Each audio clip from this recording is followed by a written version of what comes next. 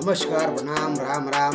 Old city के और हमारे हैदराबाद के सभी लोगों को दिल से प्रणाम और सारे मुसलमान भाइयों और हिंदू भाइयों को सभी को जय श्री राम। दोस्तों, कहने का मतलब ये है कि माधवी जी ने वाकई में एंट्री की है।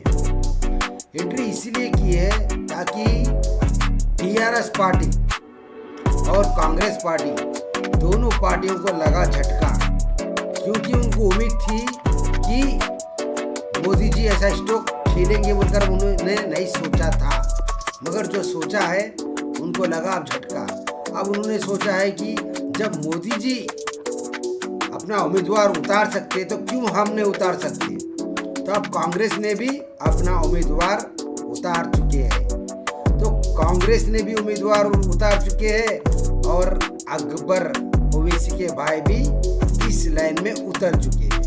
तो अब ये मुकाबला दिलचस्प होने वाला है, पूरे वोटा बंटने वाले।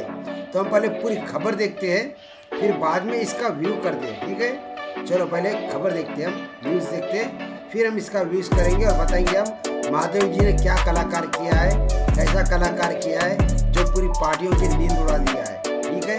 चलो फिर वीडियो देखते हैं पहले, फिर बात करते हैं हम आपसे।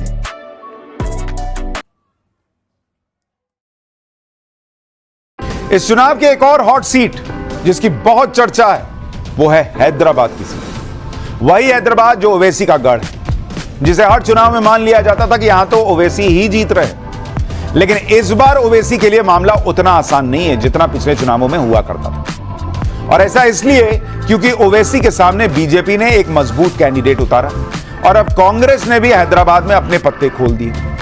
कांग्रेस ने हैदराबाद में मोहम्मद वलीउल्लाह समीर को कैंडिडेट घोषित कर दिया। यानी अगर आप देखें तो हैदराबाद में इस बार असदुद्दीन ओवैसी वर्सेस माधवी लता वर्सेस कांग्रेस के मोहम्मद वलीउल्लाह समीर का मुकाबला होने जा रहा है। यानी दो मुसलमान कैंडिडेट और बीच में माधवी लता बीजेपी की हिंदू कैंडिडेट। ऐसे में पहले यह कहा जा रहा था कि हैदराबाद में ओवैसी के सामने इस बार कांग्रेस अपना कैंडिडेट नहीं देगी, लेकिन कल कांग्रेस ने अपने कैंडिडेट का ऐलान कर दिया और इससे हैदराबाद का चुनावी मुकाबला बड़ा दिलचस्प हो गया। हैदराबाद में चौथे चरण के दौरान 13 मई को मतदान होगा और अभी से जो माहौल बनना शुरू हुआ है उससे सबसे ज्यादा टेंशन असदुद्दीन ओवैसी को ही हो रही होगी। दरअसल हैदराबाद के चुनावी मुकाबले में नया ट्विस्ट तब आया जब कांग्रेस ने तेलंगाना की 3 सीटों पर कैंडिडेट का ऐलान किया। हैदराबाद से मोहम्मद वलीउल्लाह समीर का नाम था इसमें। तो पहले लग रहा था कि भाई हैदराबाद से सुप्रीम कोर्ट के एक वकील को कांग्रेस टिकट दे सकती है। टेनिस प्लेयर सानिया मिर्जा का भी नाम चर्चा में चल रहा था कि हो सकता है सानिया मिर्जा को कांग्रेस उम्मीदवार बनाए। लेकिन आखिर में कांग्रेस ने हैदराबाद के स्थानीय नेता वलीउल्लाह समीर को टिकट दे दिया। वलीउल्लाह समीर हैदराबाद जिला कांग्रेस कमेटी के अध्यक्ष होने के साथ अल्पसंख्यक विभाग के चेयरमैन भी हैं। कांग्रेस ने हैदराबाद सीट से कैंडिडेट के तौर पर वलीउल्लाह समीर के नाम का ऐलान 24 अप्रैल यानी कल किया। लेकिन वलीउल्लाह समीर उसके एक दिन पहले ही 23 अप्रैल को ही अपना नामांकन दाखिल कर चुके थे। खबरें यह भी हैं कि तेलंगाना के सीएम रेवंत रेड्डी ने वलीउल्लाह से नामांकन भरने के लिए कहा था। खैर, सच जो भी हो, अब हैदराबाद में तीनों प्रमुख पार्टियों ने अपने अपने कैंडिडेट उतार दिए। लेकिन आपको बताता हूं कि हैदराबाद में कांग्रेस कैंडिडेट के आने से ओवैसी की मुश्किल क्यों बढ़ गई और कितनी बढ़ गई। दरअसल कांग्रेस ने हैदराबाद के स्थानीय मुस्लिम नेता को टिकट दिया है। तो भाई स्थानीय है तो उसकी भी अपनी पहचान होगी, पकड़ होगी। हैदराबाद मुस्लिम बहुल सीट है और कांग्रेस भी मुस्लिम वोट पर दावा ठोक रही है। कांग्रेस की तरह हैदराबाद में बीआरएस का भी कोर वोटर मुसलमान है। मुस्लिम वोटों का बंटवारा होने से ओवैसी की परेशानी बढ़ सकती है, माधवी लता को फायदा हो सकता है। मुस्लिम वोट अगर बटा तो हैदराबाद में कुछ हैरान करने वाला नतीजा भी आ सकता है, क्योंकि हैदराबाद सीट पर मुस्लिम वोटर्स की संख्या निर्णायक है। अगर मैं आपको हैदराबाद सीट का समीकरण बताऊं जहां से ओवैसी लड़ते हैं, आप देखिए वहां मुसलमान वोट कितना बड़ा फैक्टर है। हैदराबाद के अगर आप अंदर देखेंगे, मुस्लिम वोटर जो है वो हैदराबाद की सीट पर 60% मुस्लिम वोटर है, बहुत 60%। हिंदू वोटर जो है वो 35% है, 35%। और SC ST जो है उसको अगर आप मिला दीजिए, SC ST, तो ये जो है वो करीब 5% के आसपास बैठता है। अब ये मुस्लिम वोट अगर बट गया तो भैया ओवैसी जी के लिए मुश्किल हो सकती है। हैदराबाद का मुस्लिम वोटर ओवैसी को भर भर के वोट देता रहा है, लेकिन पिछले कुछ सालों से हैदराबाद में AIMIM का वोट शेयर में गिरावट आई है। और यह गिरावट छोटी मोटी नहीं है, पिछले 5 साल में 16% वोट शेयर गिरा है। 2019 लोकसभा चुनाव में एआईएमआईएम को 59% वोट मिले थे, जबकि 2023 के विधानसभा चुनाव में 43% यानी 16% का वोट शेयर गिर गया।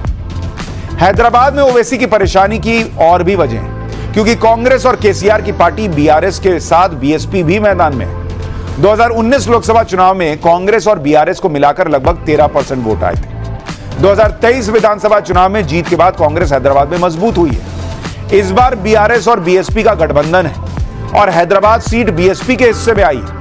जितने ज्यादा वोट बीआरएस प्लस बीएसपी को मिलेंगे, कांग्रेस को मिलेंगे, उतना ही नुकसान ओवैसी को होगा। इसके अलावा हैदराबाद में करीब 48% महिला वोटर्स भी हैं। 3 तलाक का मुद्दा उठाकर माधवी लता मुस्लिम महिलाओं में लोकप्रिय हो चुकी है। यानी बीआरएस, बीएसपी और कांग्रेस ओवैसी को वोट बैंक पर सेंध लगाएंगे। इसका सीधा नुकसान ओवैसी को होगा। इसलिए ओवैसी की राह इस बार आसान नहीं दिख रही। इतना ही नहीं, आपको याद होगा 5.5 लाख के करीब जो फर्जी वोट हटाए गए, वो भी तो गिनिए, वो भी तो गायब हो गए। इसी टेंशन में ओवैसी ने हैदराबाद सीट पर अपने साथ अपने भाई अकबरुद्दीन ओवैसी का भी नामांकन दाखिल करवा दिया। यह तस्वीर देखिए, असदुद्दीन और अकबरुद्दीन ओवैसी दोनों ने हैदराबाद सीट के लिए नामांकन दाखिल किया है। ओवैसी को टेंशन इस बात की है कि कहीं उनका नामांकन रद्द ना हो जाए या फिर कोई और बात ना हो जाए, इसलिए अकबरुद्दीन ओवैसी से भी नामांकन भरवा दिया कि कहीं मेरा गलती से नामांकन खारिज हुआ तो तुम लड़ लेना भाई। इससे हैदराबाद की सीट एआईएमआईएम के कब्जे से निकलने ना पाए, यह प्रयास हो रहा है। सबसे खास बात यह है कि इस बार लोकसभा चुनाव में हैदराबाद के हालात पहले वाले नहीं है, क्योंकि इस बार समीकरण पहले जैसे नहीं है। यह बात ओवैसी जानते हैं और इस बार एक एक वोट की कीमत है, क्योंकि हैदराबाद जिले की वोटर लिस्ट से 5,41,000 वोटर फर्जी वोटर हटा दिए गए। इनमें से कुछ का निधन हो गया, कुछ दूसरी जगह चले गए और बाकी फर्जी वोटर हटाए। वैसे तो 2014 और 2019 में हैदराबाद में कांग्रेस को सिर्फ 50,000 के करीब वोट मिले थे, लेकिन अब 5.5 लाख वोटर हटने से कांग्रेस के 50,000 वोट भी बहुत महत्वपूर्ण हो गए, क्योंकि बड़ी संख्या में वोटर लिस्ट से बोगस वोटर के हटने से हैदराबाद में क्लोज फाइट होगी। इसके अलावा 2023 विधानसभा चुनाव में जीत के बाद कांग्रेस पहले से मजबूत हुई है। पहले सत्ता में नहीं थी, अब कांग्रेस वहां सत्ता में, इसका मतलब उसको वोट पड़ा है। उधर बीजेपी ने भी हैदराबाद में माधवी लता जैसा मजबूत कैंडिडेट उतारा हुआ है। माधवी लता को मुस्लिम महिलाओं का समर्थन मिल रहा कहा जा रहा है, जिससे ओवैसी और तनाव में होंगे। आप माधवी लता को भी देखिए, जो पूरे कॉन्फिडेंस के साथ चुनाव प्रचार कर रही है। माधवी लता की बातों से लगता ही नहीं कि उन्हें कोई टेंशन है। माधवी लता हैदराबाद में रोड शो निकाल रही है, हवा में धनुष पर तीर चढ़ाकर चलाने की एक्टिंग कर रही है, लोगों से मिल रही है। कल ही माधवी लता ने अपना नामांकन दाखिल किया। नामांकन दाखिल करने से पहले माधवी लता ने भाग्य लक्ष्मी मंदिर में दर्शन किए और उसके बाद कहा कि उनका नामांकन हैदराबाद की जनता के लिए दर्द निवारण की तरह है। हैदराबाद को ओवैसी ने जो दर्द दिए हैं, उससे आजादी मिलेगी और कमल की जीत होगी। एक बार सुनिए माधवी लता को, उनके नामांकन फॉर्म से जुड़ा हुआ बड़ा खुलासा भी हुआ है, वो उसके बाद बताता हूं। मेरा नॉमिनेशन दर्द निवारण है। दर्द देने वाले तो मुहूर्त देके दर्द नहीं दे रहे, तो दर्द निवारण के लिए मैं क्या मुहूर्त ले लूं? जिस दिन भाग्य लक्ष्मी के पास आ गए, बस भाग्य से भर गई। ये जो कमल मिल गया उनके पास से, तो कमल जीत गए।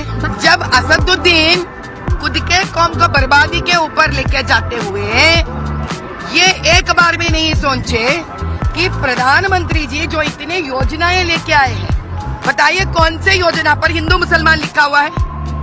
बताइए। 2 टर्म से प्रधानमंत्री सबको साथ लेके निकल रहे हैं। अरे असदुद्दीन, अकबरुद्दीन जैसे लोगों को तो मुंह बंद करवा देना चाहिए। हैदराबाद में ओवैसी अगर ताकतवर है और पैसे वाले हैं तो माधवी लता भी कुछ कम नहीं। माधवी लता ने नामांकन फॉर्म में जो एफिडेविट लगाया है, उससे पता चलता है कि माधवी लता तेलंगाना के सबसे अमीर उम्मीदवारों में से एक है। माधवी लता के पास 221 करोड़ रुपए की पारिवारिक संपत्ति है। माधवी लता और उनके पति के पास 165 करोड़ 46 लाख रुपए की चल संपत्ति है और 55 करोड़ 91 लाख रुपए की अचल संपत्ति। माधवी लता ने 25 करोड़ 20 लाख रुपए अलग अलग कंपनियों में निवेश किए हुए हैं। माधवी लता के पास 3 करोड़ 78 लाख रुपए के सोने के गहने भी हैं। माधवी लता पर करीब 90 लाख रुपए का कर्ज भी है। यह उन्होंने अपने चुनावी हलफनामे में खुद बताया हुआ है। लेकिन पैसा कितना है चुनाव में, यह इंपॉर्टेंट नहीं है। वोट कितना है ये इंपॉर्टेंट है, और वो वोट हैदराबाद में किसको पड़ेगा ये जल्द पता चल जाएगा। पाठशाला में अब अगली क्लास। बंगाल में वोटिंग से पहले ऐसा क्या हुआ कि ममता बनर्जी का पारा हाई है। बीजेपी इंडी गठबंधन दोनों से नाराज ममता का अब नया दुश्मन कौन आ गया भाई? तो हम सब ने मिलकर वीडियो देख लिया है। वीडियो के हिसाब से आपको लगता होगा कि भाई शायद हो सकता है कांग्रेस आएगी, हो सकता है ओवैसी आएगा, हो सकता है ओवैसी का भाई आएगा, हो सकता है टीआरएस पार्टी आ सकती है। मगर सच्चाई बात बताऊं, ये टीआरएस पार्टी को और जो सो कांग्रेस पार्टी को, ये दोनों को हिम्मत किससे आई पता है आपको? देवों के देव मोदी है तो मुमकिन है। और साथ में कौन है? माधवी लता जी। जो प्रचार उन्होंने किया है ना, उससे ये दोनों के अंदर हिम्मत आई है। नहीं तो ये लोग तो उम्मीद हार बैठे थे। क्या सोच रखे थे मालूम है? हम कितना भी कुछ भी कर लो, ये सीट हमारे हाथ में नहीं आ सकती है। ये हमेशा ओवैसी की थी, ओवैसी की है और ओवैसी की रहेगी, ये और किसी की नहीं रहेगी बोलकर ये दोनों सोचते थे। इसीलिए कैंडिडेट उतारने के लिए लोग डर डर के कैंडिडेट उतारे। क्यों उतारे? इनको लगा कि जब माधवी का इतना प्रचार हो रहा है और माधवी ऐसे भाषण दे रही है, तो ओवैसी क्या है मालूम है, वहाँ पे अभी कुछ भी नहीं कर पा रहे, उन्हें परेशान बौरान है। तो चलो क्यों ना हम भी उतारे। तो इससे लाभ क्या होगा मैं आपको बताता हूँ। एक तो क्या है, टीआरएस पार्टी और ओवैसी पार्टी दोनों मिले हुए, ठीक है। अगर बता रहा हूँ जीतते हैं तो दोनों मिल जाएंगे, अगर इधर से भी अगर कांग्रेस जीतती है तो भी ये दोनों मिल जाएंगे। तो बात यहाँ पे ये आ रही है दोस्तों कि किधर से भी करके मोदी की जो पार्टी है माधवी लता जी को पीछे कर देना, ये विचार है इनका। क्यों? क्योंकि ये लोग नहीं चाहते हैं ओल्ड सिटी डेवलपमेंट हो। आप मुसलमान भाइयों को ये बात सोचना चाहिए, ओल्ड सिटी को डेवलपमेंट करने वाला कौन है? कांग्रेस ने पिछले 20 साल से तुमने कांग्रेस को देख चुका है, कभी करी है वो ओल्ड सिटी की तरफ देखी है? कभी नहीं देखी। ओवैसी कभी ओल्ड सिटी की तरफ देखा है? नहीं देखा है। टीआरएस 8 साल हुकूमत किए, कभी देखी है ओल्ड सिटी की तरफ? नहीं देखी। अब माधवी जी आई है तो लग रहा है ये अगर ओल्ड सिटी का चेहरा बदल दी तो हमारा हैदराबाद से पत्ता कट हो जाएगा। क्यों? क्योंकि उनको पता है ये लोग राजनीति खेलने में माहिर है और काम करने में भी बराबर है। आपने आज से 20 साल पहले कभी देखा था? आपको मैं बता रहा हूँ, कभी देखा था आपने कि भाई यहाँ पे ये घोटाले में ये आदमी पकड़ा गया, वो घोटाले में वो आदमी पकड़ा गया, ये ब्लैक मनी इतना मिला है उसको अंदर कर दिया गया है, ईडी ने पकड़ा गया है? कभी देखा है? नहीं देखा ना। अब फर्स्ट टाइम दिख रहे हैं ना। जितने राजनेता थे ना ये सब चोरा थे। एक का अगर मिल भी जाता था ना, दूसरा क्या है मालूम, दफन कर देता था। ऐसा मैटर था। अभी मैटर क्या हो गया मालूम है? अब देखो अरविंद केजरीवाल अंदर है। क्यों है? हालांकि सीएम है, आप सोचो सीएम है मगर अंदर है। कविता वो भी क्या है मालूम है, पॉलिटिक्स में, मगर क्या है, काम तो काम। नरेंद्र मोदी है वो, मोदी कहते हैं उनको। जब तुमने गलत काम किया है, जनता का पैसा खाया है, तो बाप का पैसा है क्या?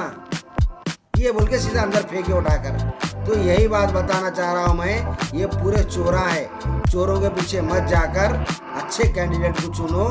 चुनकर क्या है मालूम है, ओल्ड सिटी का भविष्य बनाओ। ओल्ड सिटी के साथ साथ अपने बच्चों का भविष्य बनाओ, ताकि आपके बच्चे बाहर जाए, अच्छी जगह पे जॉब करे, ओल्ड सिटी का नाम खराब ना हो, ताकि लोग ये ना कहे अरे ये ओल्ड सिटी से, अरे ओल्ड सिटी में गुंडे लोग आ रहे थे, मवाली लोग आ रहे थे, पूरे गांजा पीने वाले उन लोग आ रहे थे। ऐसा ना कहे, ऐसा कहे अरे यार ओल्ड सिटी के लोग बहुत अच्छे रहते, ओल्ड सिटी के लोग मालूम है पढ़ने में, एजुकेटेड में बहुत आगे रहते। ये नाम होना चाहिए। तो ये नाम करने के लिए आपको सोचना चाहिए कि टीआरएस के साथ जाओगे तो भी ओवैसी के साथ जाओगे, कांग्रेस के संग जाओगे तो भी ओवैसी के साथ जाओगे। अगर आपको आगे बढ़ाना है अपने बच्चों के भविष्य को, तो आपको जाना पड़ेगा माधवी लता जी के साथ, क्योंकि वो एक इंसान है जो पूरी नींव हिला के लगती है ओवैसी की। ये बात अब अच्छे से सोचना चाहिए बैठकर, तभी जाकर वोट डालिए। बस मैं तो ये कहता हूँ हर इंसान निकल के वोट डालो। क्यों? क्योंकि वोट का हक साल में 5 साल में एक बार तुम्हारे कहने आता है। तुम कहने वो लोग भीख मांगने आते, वोट डालो हमारे कहने, जरा ख्याल रखो हमारा बोलकर। बाकी टाइम पे वो तुम्हारे को देखने वाले नहीं है। तुम्हारे गली में मोरी बहरी तो भी नहीं पूछने वाले, और तुम्हारे गली में रोड खराब हो गई तो भी देखने वाले नहीं है, तुम्हारे घर के अंदर डाकू आके लूट के गए तो भी आके पूछने वाले नहीं है। तो ऐसे लोगों को क्यों चुनना, क्यों सरकार में बिठाकर उनको तनख्वाह खिलाना, किस लिए, क्या वजह है? सिर्फ नाम है, पैसा, इसीलिए पैसा, तुम पैसे दे देंगे वो लोग तुमको, चलो 10,000 रुपये दे देंगे, एक वोट की ले लो, ठीक है। कितने दिन खाओगे, कितने दिन खाओगे? 1 दिन, 2 दिन, 4 दिन, 5 दिन खाओगे ना, उसके बाद क्या करोगे? खत्म। उसके बाद यही बात है, पैसा देते हैं अगर कोई तो ले, मना मत करो, ले लो, मगर वोट मार देगा जाकर क्या है मालूम है, सीधा सीधा सही व्यक्ति को मारना। मैं ये नहीं कह रहा हूँ कि भाई आप कमल को मारो, मैं तो कमल को मारूंगा, मगर आपको मैं ये कहना चाह रहा हूँ वही व्यक्ति को वोट मारो जो व्यक्ति आपके आधी रात को आपके साथ खड़े रहे। जय हिंद, जय श्री राम। सभी मेरे मुस्लिम भाइयों को, मैं ऐसा हिंदू मुस्लिम की बात नहीं कर रहा हूँ, मैं खास करके होल सिटी को डेवलपमेंट देखना चाहता हूँ मेरे जीते जी, बाकी बाद में जो होगा देखा जाएगा, ठीक है। जय हिंद, मिलते हैं नेक्स्ट वीडियो के साथ।